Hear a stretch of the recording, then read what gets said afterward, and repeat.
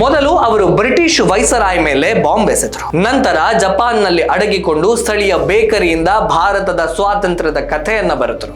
ಇದು ಪ್ರತಿಯೊಬ್ಬ ಭಾರತೀಯನು ತಿಳಿದುಕೊಳ್ಳಬೇಕಾಗಿರುವ 22 ವರ್ಷದ ಭಾರತೀಯ ಕ್ರಾಂತಿಕಾರಿ ರಾಸ್ ಬಿಹಾರಿ ಬೋಸ್ ಅವರ ಕಥೆ. 1886ರಲ್ಲಿ ಬಂಗಾಳದಲ್ಲಿ ಜನಿಸಿದ ರಾಸ್ ಬಿಹಾರಿ ಬೋಸ್ ಬಾಲ್ಯದಿಂದಲೂ ಬ್ರಿಟಿಷ್ ಆಳ್ವಿಕೆಯಲ್ಲಿ ಬೆಳೆದವರು. ಅವರು ದೊಡ್ಡವರಾದಂತೆ ಭೂಗತ ಕ್ರಾಂತಿಕಾರಿ ಚಟುವಟಿಕೆಗಳ ಭಾಗವಾದರು. ಅವರ ನಂಬಿಕೆ ಏನಾಗಿತ್ತು ಅಂದ್ರೆ, ಸ್ವಾತಂತ್ರ್ಯವನ್ನು ಕೇವಲ ಮಾತಿನಿಂದಲ್ಲ, ಧೈರ್ಯ ಮತ್ತು ತ್ಯಾಗದ ಮೂಲಕ ಮಾತ್ರ ಸಾಧಿಸಬಹುದು. 1912ರಲ್ಲಿ Ras Bihari Bose British viceroy lord Hardinge ಮೇಲೆ ಬಾಂಬ್ ದಾಳಿ ನಡೆಸಿದರು. ನಂತರ 1915ರಲ್ಲಿ ಅವರು ಇಡೀ ದೇಶದಾದ್ಯಂತ ದಂಗೆಯನ್ನ ಪ್ರಚೋದಿಸಲು ಒಂದು ಯೋಜನೆಯನ್ನು ರೂಪಿಸಿದರು. ಆದರೆ ಬ್ರಿಟಿಷ್ ಗುಪ್ತಚರ ಸಂಸ್ಥೆಗಳು ಅದನ್ನು ಕಂಡುಹಿಡಿದವು ಮತ್ತು ಭಾರತದಾದ್ಯಂತ ಬಂಧನಗಳ ಅಲೆಗೆ ಎದ್ದಿತ್ತು. ಬೋಸ್ ಕೇವಲ ಕ್ರಾಂತಿಕಾರಿ ಆಗಿರಲಿಲ್ಲ, ಅವರು ಬ್ರಿಟಿಷ್ ರಾಜ್ಗೆ ಮೋಸ್ಟ್ ವಾಂಟೆಡ್ ವ್ಯಕ್ತಿಯಾಗಿದ್ದರು. ಅವರು ತಮ್ಮ ವೇಷಗಳನ್ನ ಬದಲಾಯಿಸ್ತಾ ನಗರಗಳನ್ನ ಬದಲಾಯಿಸ್ತಾ ಇದ್ರು ಮತ್ತು ಅಂತಿಮವಾಗಿ ಅವರು ಭಾರತದಿಂದ ತಪ್ಪಿಸಿಕೊಂಡು ಜಪಾನ್ ತಲುಪಿದರು. ಆದರೂ ಅಲ್ಲಿಗೂ ಅಪಾಯ ಕೊನೆಗೊಂಡಿರಲಿಲ್ಲ. ಅವರನ್ನ ಬಂಧಿಸಿ ವಾಪಸ್ ಕಳುಹಿಸುವಂತೆ ಬ್ರಿಟಿಷ್ ರಾಜತಾಂತ್ರಿಕರು ಜಪಾನ್ ಮೇಲೆ ಒತ್ತಡವನ್ನ ಹೇರ್ತಾ ಇದ್ರು. ಪೊಲೀಸರು, ಗೂಢಾಚಾರರು ಎಲ್ಲರೂ ಅವರ ಜಾಡು ಹಿಡಿದರು ಮತ್ತು ನಂತರ ಎಲ್ಲ ದಾರಿಯು ಮುಚ್ಚಿ ಹೋದಂತೆ ತೋರಿದಾಗ ಒಂದು ಅಜ್ಞಾತ ಬಾಗಿಲು ತೆರೆಯಿತು. ಟೋಕಿಯೋದಲ್ಲಿ ವಾಸಿಸ್ತಾ ಇದ್ದಂತಹ ಆಜಿಯೋಸೋಮಾ ಮತ್ತು ಕೋಕೋಸೋಮಾ ಎಂಬುವವರ ಪತ್ರಿಕೆಯಲ್ಲಿ ಅವರ ಕಥೆಯನ್ನ ಓದಿ ಅವರು ಅಪರಾಧಿ ಅಲ್ಲ, ಬದಲಾಗಿ ಸ್ವಾತಂತ್ರ್ಯ ಹೋರಾಟದ ಸಿಪಾಯಿ ಅಂತ ನಿರ್ಧರಿಸಿದರು.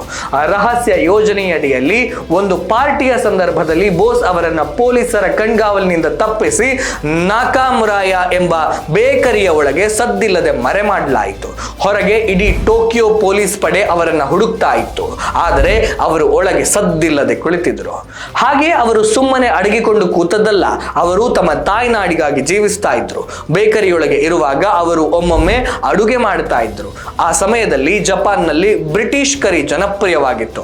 ಆದರೆ ಬೋಸ್ ಭಾರತೀಯ ಮಸಾಲೆಗಳು ಮತ್ತು ಭಾರತೀಯ ವಿಧಾನಗಳೊಂದಿಗೆ ಅದಕ್ಕೆ ಭಾರತೀಯ ಆತ್ಮವನ್ನು ತುಂಬಿದ್ರು ಮತ್ತು ಅಲ್ಲಿಯೇ ನಾಕಾಮುರಾಯ ಇಂಡೋ ಕರಿ ಹುಟ್ಟಿಕೊಂಡಿತ್ತು.